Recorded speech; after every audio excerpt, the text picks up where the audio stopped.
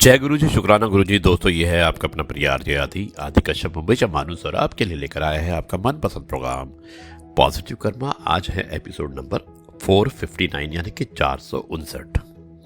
दोस्तों, आज सोमवार का दिन है यानी कि इस वीकेंड का पहला दिन है और मैं आपको सुनाता हूँ इस कार्यक्रम यानी कि पॉजिटिव कर्मा को।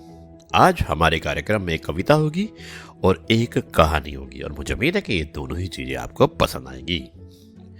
दोस्तों, शुरुआत करता हूं इस कार्यक्रम की कुछ इस प्रकार। थोड़ा थक गया हूं, दूर निकलना छोड़ दिया है, पर ऐसा नहीं है कि मैंने चलना छोड़ दिया है। फासले अक्सर रिश्तों में दूरी बढ़ा देते हैं, फासले अक्सर रिश्तों में दूरी बढ़ा देते हैं, पर ऐसा नहीं है कि मैंने अपनों से मिलना छोड़ दिया है, अपनों से मिलना छोड़ दिया है। हाँ, जरा अकेला हूं, हाँ जरा अकेला हूं दुनिया की भीड़ में, पर ऐसा नहीं है मैंने अपनापन छोड़ दिया है। याद करता हूं अपनों की, याद करता हूं अपनों की, परवाह भी है मन में, बस कितना करता हूं ये बताना छोड़ दिया है, ये बताना छोड़ दिया है। दोस्तों, यकीन करना सीखो, शक तो सारी दुनिया करती है। जिंदगी जब देती है तो एहसान नहीं करती और जब लेती है तो लिहाज भी नहीं करती। दुनिया में दो पौधे ऐसे हैं जो कभी मुरझाते नहीं, और अगर जो मुरझा गए तो उसका कोई इलाज नहीं। पहला है निस्वार्थ प्रेम और दूसरा है अटूट विश्वास। आरजे आदि कश्यप मुंबई से मानुस। दोस्तों, आरजे आदि विशेष कुछ अलग हो जाए, इसमें मैं एक कहानी सुनाना चाहता हूँ और कहानी का शीर्षक है गरीब। मुझे उम्मीद है कि ये कहानी आपको पसंद आएगी। ये एक हार्ट टचिंग स्टोरी है, दिल को छू जाने वाली कहानी है। शुरुआत करता हूं मैं इस कहानी की कुछ इस प्रकार। एक 5 साल का मासूम बच्चा अपनी छोटी बहन को लेकर मंदिर की तरफ एक कोने में बैठा हाथ जोड़कर भगवान से ना जाने क्या मांग रहा था। कपड़े में मैल लगा हुआ था मगर निहायत साफ, और उसके नन्हे नन्हे से गाल आंसुओं से भीग चुके थे।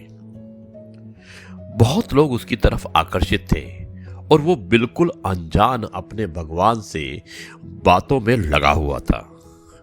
जैसे ही वो उठा, एक अजनबी ने बढ़कर उसका नन्हा सा हाथ पकड़ा और पूछा कि क्या मांगा आपने भगवान से।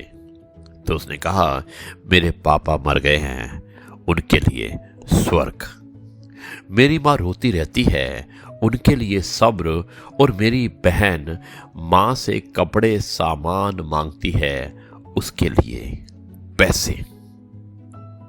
तुम स्कूल जाते हो? अजनबी का सवाल स्वाभाविक सा सवाल था। हाँ, जाता हूं, उस छोटे से बच्चे ने कहा।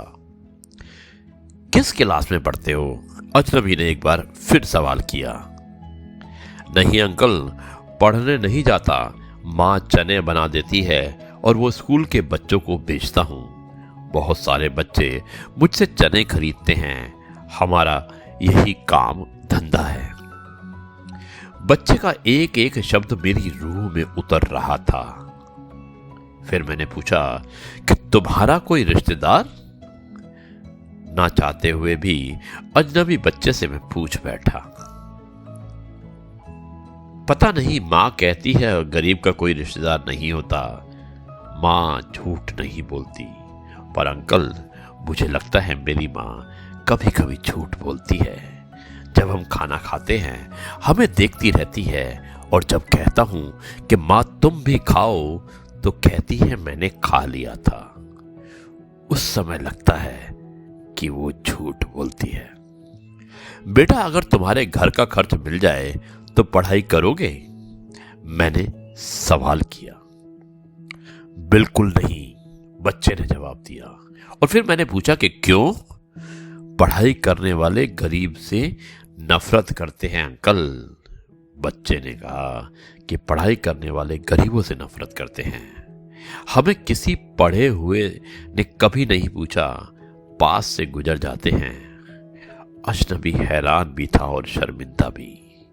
फिर उसने कहा, हर दिन इस मंदिर में आता हूं, कभी किसी ने नहीं पूछा। यहां सब आने वाले मेरे पिताजी को जानते थे, मगर हमें कोई नहीं जानता। और ये कहकर बच्चा जोर जोर से रोने लगा। अंकल, जब बाप मर जाता है तो सब अजनबी क्यों हो जाते हैं? मेरे पास इसका कोई जवाब नहीं था। ऐसे कितने मासूम होंगे जो हसरतों से घायल हैं। बस एक कोशिश करके देखिए, अपने आसपास ऐसे जरूरतमंद यतीमों, बेसहारों को ढूंढिए, उनकी मदद कीजिए। मंदिर में सीमेंट या अन्न की बोरी देने से पहले अपने आसपास किसी गरीब को देख लेना, शायद उसको आटे की बोरी की ज्यादा जरूरत है। दोस्तों, अगर आपको अच्छा लगता है तो आप सब काम छोड़कर इस बात को जो मैंने आपको बताया है अपने पहचान वालों को बताइएगा। कहीं भी किसी भी ग्रुप में किसी भी रूप से एक देवता इंसान मिल जाए, कहीं ऐसे बच्चों को अपना भगवान मिल जाए।